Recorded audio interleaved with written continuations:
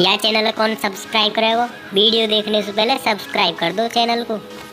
आपके सामने फिर उपस्थित हूँ कुछ समय के बाद। समय सबका आता है, बस संयम बनाए रखें। मन के जीते जीत है, मन के हारे हार, किसी ने क्या खूब कहा है। साल 2004 दिनेश कार्तिक नामक युवा विकेट कीपर ने भारतीय क्रिकेट टीम ने अपना डेब्यू किया। उनका क्रिकेट जीवन का प्रमाण चढ़ रहा था और सन 2007 में अपनी बचपन की दोस्त निकिता बंजारा से शादी कर ली। दिनेश और निकिता अपनी शादीशुदा ज़िंदगी में बड़े खुश थे। दिनेश रणजी ट्रॉफी में तमिलनाडु टीम के कप्तानी भी कर रहे थे। उनके खास दोस्त थे तमिलनाडु की टीम के ओपनर, जो बाद में भारतीय टीम का हिस्सा भी बने, मुरली विजय। तो एक दिन निकिता की मुलाकात दिनेश कार्तिक के इसी साथी खिलाड़ी मुरली विजय से हुई। मुरली विजय को निकिता भा गई। भोले भाले दिनेश कार्तिक इस बात को महसूस नहीं कर पाए। निकिता और मुरली के बीच नज़दीकियाँ बढ़ने लगीं और कुछ ही समय में दोनों का अफेयर शुरू हो गया। दोनों खुलकर मिलने लगे। दिनेश कार्तिक के अलावा पूरी तमिलनाडु की टीम जानती थी कि मुरली विजय अपने कप्तान दिनेश की पत्नी निकिता के साथ इश्क लड़ा रहे हैं। फिर आया वर्ष 2012। निकिता प्रेग्नेंट हो गई, लेकिन तभी उसने धमाका करते हुए कहा यह बच्चा मुरली विजय का है।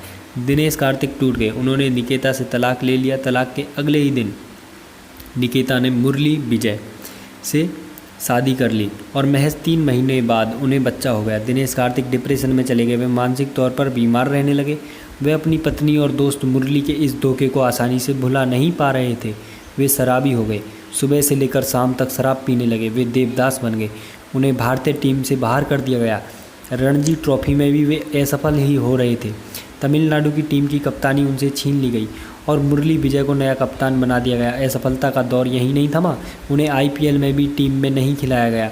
उन्होंने जिम जाना भी छोड़ दिया। अंत में दिनेश इतना हताश हो गए कि आत्महत्या कर लेने तक की बात करने लगे। तभी एक दिन जिम में उनके ट्रेनर उनके घर पहुंचे। उन्होंने दिनेश कार्तिक को बुरी अवस्था में पाया। उन्होंने कार्तिक को पकड़ा और सीधा जिम लेकर आ गए।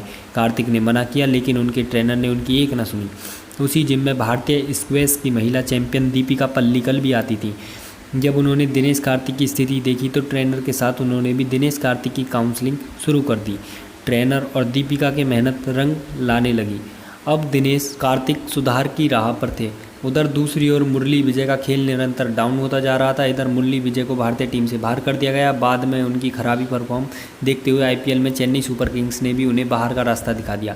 दूसरी ओर दीपिका पल्लिकल के सहयोग से दिनेश कार्तिक नेट पर जोरदार अभ्यास करने लगे थे। इसका असर दिखने लगा और दिनेश कार्तिक घरेलू क्रिकेट में बड़े स्कोर बनाने लगे।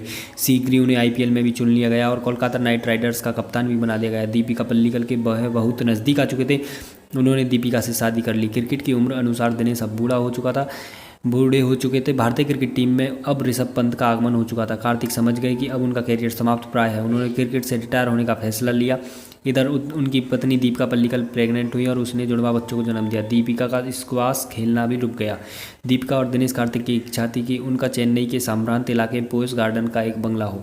2021 में चेन्नई के इस इलाके में एक महलनुमा घर को खरीदने का ऑफर उनके पास आया। दिनेश ने उसे खरीदने का फैसला कर लिया। सब आश्चर्य कर रहे थे कि जब दीपिका और दिनेश दोनों ही करीब करीब खेल की दुनिया से बाहर हो चुके हैं, तब इतना महंगा सौदा वो कैसे पूरा करेंगे। तभी दिनेश को सूचना मिली कि चेन्नई सुपर किंग्स की ओर से महेंद्र सिंह धोनी उन्हें विकेट कीपर के रूप में वापस टीम में देखना चाह रहे हैं। 2022 का आईपीएल का ऑक्शन शुरू हुआ, लेकिन इस बार चेन्नई की जगह रॉयल चैलेंजर बेंगलुरु ने उन्हें खरीद लिया।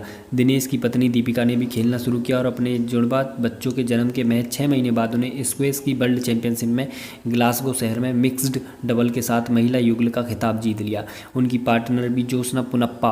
पत्नी की सफलता और नई टीम के साथ जोड़कर दिनेश कार्तिक में भी ऊर्जा का संचार हुआ। उन्होंने 2022 के आईपीएल में कमाल दिखाना शुरू कर दिया। एक के बाद एक के मैच जिता, उपारियां खेली और उन्हें इस आईपीएल का सबसे बड़ा फिनिशर माना जाने लगा। अभी हुए मैच में उन्होंने 8 गेंद पर 3 छक्कों की सहायता से 30 रन ठोक डाले। मैच समाप्ति पर जब दिनेश ड्रेसिंग रूम पहुंचे तो विराट कोहली ने उन्हें झुककर सम्मान दिया। आज दिनेश कार्तिक भारतीय T20 की टीम में आने के सबसे बड़े दावेदार बन गए हैं। 37 साल की उम्र में दिनेश कार्तिक इस वर्ष के आईपीएल के सबसे धमाकेदार खिलाड़ी हैं। उनकी यह सफलता की कहानी सभी को जाननी चाहिए। नीचे गिरकर उठना किसे कहते हैं, ये कार्तिक का जीवन बताता है। सदैव संयम बनाए रखिए, परिस्थितियों से लड़ते रहिए, आप अपनी मंजिल तक अवश्य पहुंचेंगे। अतः कुछ ना कर सको तो शांति समुदाय का आर्थिक बहिष्कार जरूर कीजिए मेरे हिंदू भाइयों और बदला लेना सीखिए। जय श्री राम।